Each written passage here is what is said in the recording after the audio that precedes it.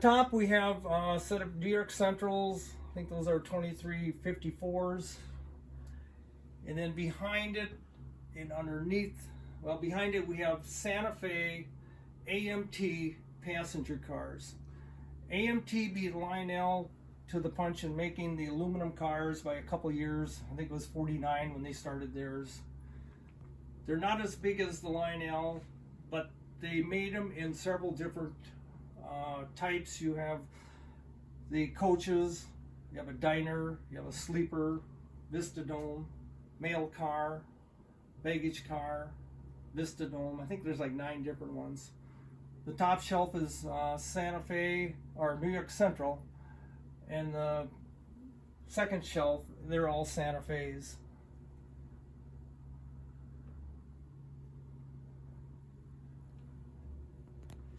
Then we have Lionel RS3 that I repainted and relettered back in the 80s. And we have Chicago Northwestern passenger cars. These are scale, I think it's 70-foot cars. And these were made by, I think it was Atlas that made these. Then below that we have the Chicago Northwestern Streamline Pacific that they called the Yellow Jacket. It ran from Wyville, Wisconsin all the way over to Tracy, Minnesota. It pulled the Minnesota 400 and I think the Dakota 400 as far as Tracy, and then from there it was a different steam engine. And that was made by Weaver. Then we have a scale, I think that's an RS4. That was made by Mike's Train House. Down below we have the Elko sets that Lionel came out with in 1950. We have the yellow UP Elkos, followed with the small cars, the hopper, non-operating cattle, 64-65 tank, and non-lighted caboose. And we have the UP silver with a gray roof that came out in 51 with the silver gray roof passenger cars. Below that we have the 2033 UP all silver Elkos that came out with the all silver passenger cars, and that was made in, I think it was 52, 53. And then the last one is the yellow UP set with the 3 gray and yellow UP passenger cars, and that was made in 1950, and that always is referred to as the anniversary set because 1950 was Lionel's 50th anniversary.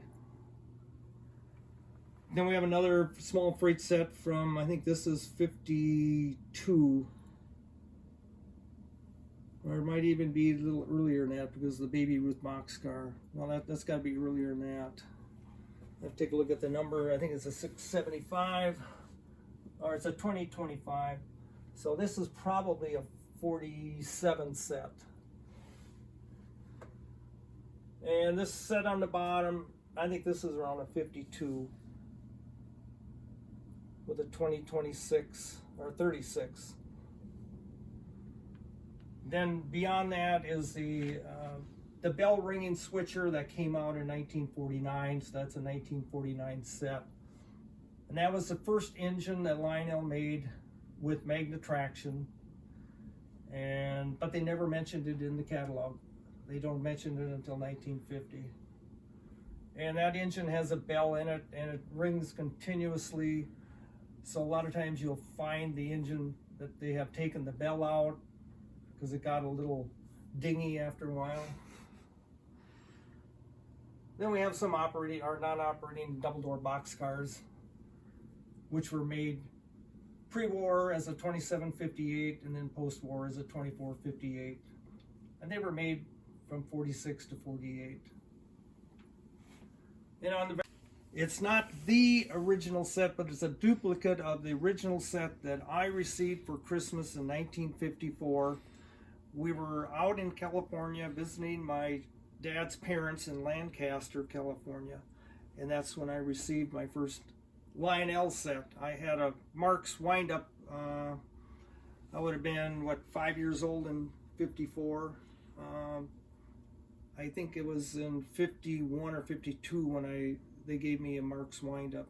But that didn't last. So that's the set that started it all.